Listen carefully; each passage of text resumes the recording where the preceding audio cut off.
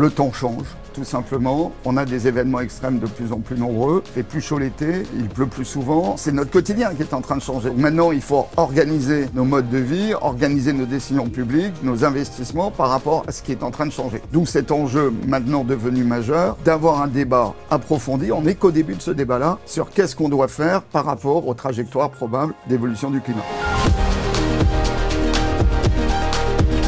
Je pense que la France a pris une responsabilité forte, assez unique dans le monde, il faut le dire, de prendre une trajectoire de référence qui n'est plus un ensemble de scénarios. Depuis que la question du changement climatique est sur la table, on était plutôt sur des débats autour de différents scénarios.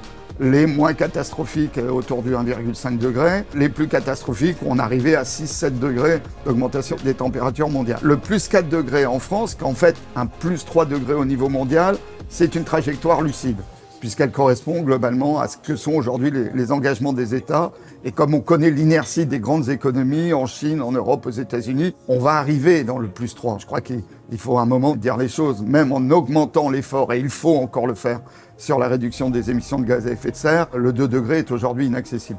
Donc, prendre plus 3 au niveau mondial, ce qui veut dire à peu près plus 4 au niveau français, sur une trajectoire de référence, ça veut dire que la puissance publique s'organise autour de cette trajectoire, dans ses investissements, dans ses normes. Par exemple, sur la protection sociale, à partir de quelle température on interdit que les gens travaillent dehors, par exemple, ce qui concerne par exemple les métiers du bâtiment ou les métiers agricoles. Le système assurantiel qui va avec le plus 4 degrés. Tout ça est sur la table, mais je le dis, sans trajectoire, il n'y a pas d'adaptation. Tant qu'on continue de discuter avec différents scénarios sans vraiment savoir lequel on prend, on ne s'adapte pas. Donc je crois que la France a fait un vrai pas de géant en décidant, dans le PNAC 3, le Programme national d'adaptation au changement climatique, qui est présenté actuellement, cette trajectoire, on est en train de mettre la société française en mouvement pour être à la hauteur de ce défi terrible du changement climatique.